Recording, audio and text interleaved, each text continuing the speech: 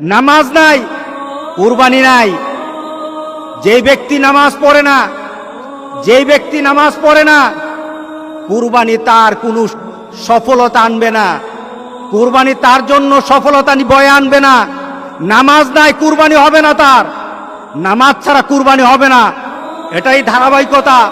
ইন্না আতাইনাকাল কাউসার ফাসাল্লি লিরাব্বিকা ওয়ানহার। নামাজ আগে, কুরবানি পরে। আর আমাদের সমাজে এমন মানুষ আছে নামাজ পড়ে না, কিন্তু লক্ষ লক্ষ টাকা দামের কুরবানি ছাড়ে না।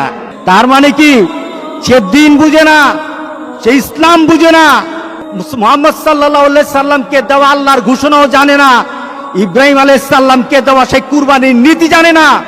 এই কুরবানি তার জন্য কোনো সফলতা বয়ে আনবে না।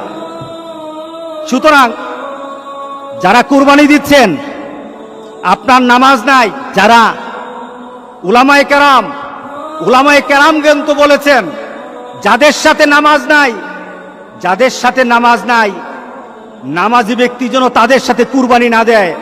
কারণ বেনামাজির কুরবানি হবে না। আপনি 7 নাম দিলেন, 6 জন মানুষ নামাজ পড়ে, একটা মানুষ নামাজ পড়ে না, বিপদ কিন্তু হয়ে গেছে, বিপদ কিন্তু হয়ে গেছে। কারণ 6 ব্যক্তির অংশটা কিন্তু আরেকজনের সাথে মিল সংযুক্ত হয়ে আছে। ওই ব্যক্তির বেনামাজি হওয়ার কারণে উলামায়ে কেরামের মতামত, সব উলামায়ে কেরামের মতামত, নামাজ যার থাকে না কুরবানি তার হয় না।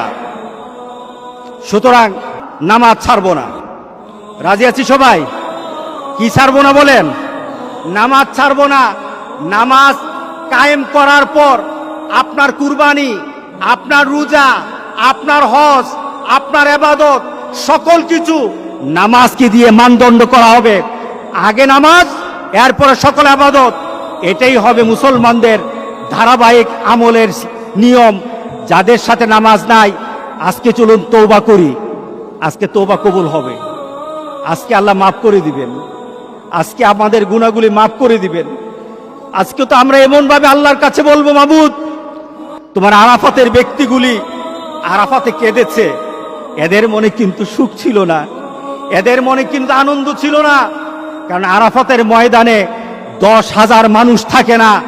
মুহাম্মদ সাল্লাল্লাহু আলাইহি সাল্লাম যখন হজ করে গেলেন, তখনই তো 1.25 লাখের উপর মানুষ ছিল।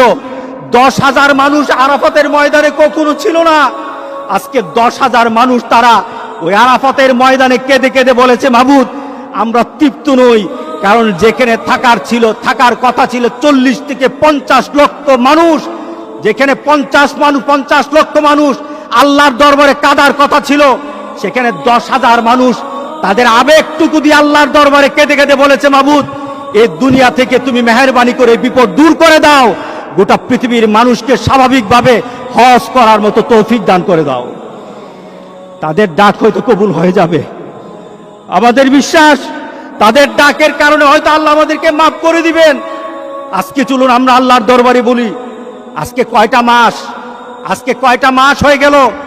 আজকে প্রায় 6টা মাস আমরা যেন একটা নতুন পৃথিবীতে বাস করছি। যেই নতুন পৃথিবী সম্পর্কে আমাদের কোনো ধারণা নেই। আমরা একজন আরেকজনের সাথে মিশতে পারি না, আমরা একজন আরেকজনের সাথে কুলাকুলিও করতে পারি না, আমরা একজন আরেকজনের সাথে মুসাফাও করতে পারি না, আমরা একজন আরেকজনের বাড়িতে দাওয়াত খেতেও পারি না। আল্লাহ সুবহানাহু ওয়া তাআলা বলেন, আমার হুকুম মান। মুসাকে যেভাবে আমি বিপদ থেকে বাঁচিয়ে দিয়েছি, ইব্রাহিম আলাইহিস সালামকে আমার কথা মানার পর যেমন কুরবানি সন্তানকে না দিয়ে আমি দুম্বা দিয়ে কুরবানি করার ব্যবস্থা করে দিয়েছি, আমার কথা মানো, আমি ঠিক তোমাদেরকে ওইভাবে একটা মর্যাদার শিখরে দিয়ে দেব ইনশাআল্লাহ। ইনশাআল্লাহ আমরা আল্লাহর কাছে এমন একটা দাবি করি, আল্লাহ আমাদের সবাইকে ওই ধরনের ঈমান এবং মানসিকতা আল্লাহ সবাইকে